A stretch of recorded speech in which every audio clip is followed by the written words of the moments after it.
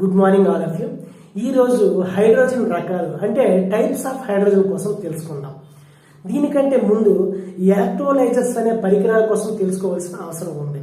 ఈ ఎలక్ట్రోలైజర్స్ పరికరాలు నీటిని అంటే H2O మాలిక్యూల్స్ ని H2 మాలిక్యూల్ మరియు O మాలిక్యూల్ అంటే హైడ్రోజన్ మరియు ఆక్సిజన్ గా విభజించడంలో కీలకమైనటువంటి పాత్రను పోషిస్తాయి. ఈ విధంగా హైడ్రోజన్ గా మరియు ఆక్సిజన్ గా విభజించాలి అంటే ఈ ఎలక్ట్రోలైజర్స్ కి మనం కొంత శక్తిని ఇవ్వాల్సిన అవసరం ఉంది. ఈ ఎలక్ట్రోలైజర్స్ కి మనం ఏ రకమైనటువంటి శక్తినిచ్చి హైడ్రోజన్ ఉత్పత్తి చేస్తున్నామో దాని ఆధారంగా చేసుకొని హైడ్రోజన్ వివిధ రకాలుగా విభజించడం జరిగింది. మొదటిగా గ్రీన్ హైడ్రోజన్ కోసం చూసుకుందాం. సౌరశక్తి మరియు పవన శక్తి వంటి పునరుత్పాదక వనరులను ఉపయోగించి కొంత శక్తిని ఉత్పత్తి చేసి ఆ శక్తిని ఎలక్ట్రోలైజర్స్ ఇచ్చి ఈ ఎలక్ట్రోలైజర్స్ ద్వారా హైడ్రోజన్ గాని ఉత్పత్తి చేసినట్లయితే దాన్నే గ్రీన్ హైడ్రోజన్ అంటారు. ఈ గ్రీన్ హైడ్రోజన్ విధానంలో ఎటువంటి కార్బన్ ఉద్గారాలు అనేవి విడుదల కావు. నెక్స్ట్ పింక్ హైడ్రోజన్ అణుశక్తిని ఉపయోగించి హైడ్రోజన్ గాని ఉత్పత్తి చేసినట్లయితే దాన్నే పింక్ హైడ్రోజన్ అంటారు.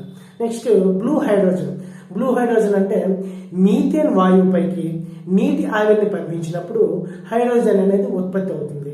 దీన్నే మీథేన్ స్టీమ్ ఫార్మింగ్ అంటారు. ఈ మీథేన్ స్టీమ్ ఫార్మింగ్ లో హైడ్రోజన్ తో పాటుగా కార్బన్ డైఆక్సైడ్ కూడా విడుదలవుతుంది. ఈ విధంగా విడుదలైనటువంటి హైడ్రోజన్ ని బ్లూ హైడ్రోజన్ అంటారు. ఇక నెక్స్ట్ గ్రే హైడ్రోజన్ లో భాగంగా మీథేన్ స్టీమ్ ఫార్మింగ్ చేసినప్పుడు మనం హైడ్రోజన్ తో పాటుగా కార్బన్ డైఆక్సైడ్ కూడా విడుదలవుతుందని చెప్పుకున్నాం. అయితే ఈ విధంగా విడుదలైనటువంటి కార్బన్ డైఆక్సైడ్ ని నిర్బంధించడం లేదా గాలిలోకి విడుదల కాకుండా నిల్వ చేసినప్పుడు అంటే ఈ కార్బన్ డైఆక్సైడ్ ను క్యాప్చర్ లేదా స్టోరేజ్ చేసినప్పుడు లభించే హైడ్రోజన్ ఏదైతే ఉందో దాన్నే గ్రే హైడ్రోజన్ అంటారు. ఇక నెక్స్ట్ బ్లాక్ హైడ్రోజన్ బిట్యుమినస్ బొగ్గును ఉపయోగించి హైడ్రోజన్ కనుక ఉత్పత్తి చేసినట్లయితే దాన్ని బ్లాక్ హైడ్రోజన్ అని, బ్రౌన్ హైడ్రోజన్ లిగ్నైట్ బొగ్గును ఉపయోగించి హైడ్రోజన్ ఉత్పత్తి చేసినట్లయితే దాన్ని బ్రౌన్ హైడ్రోజన్ అని, ఇక చివరిగా వైట్ హైడ్రోజన్.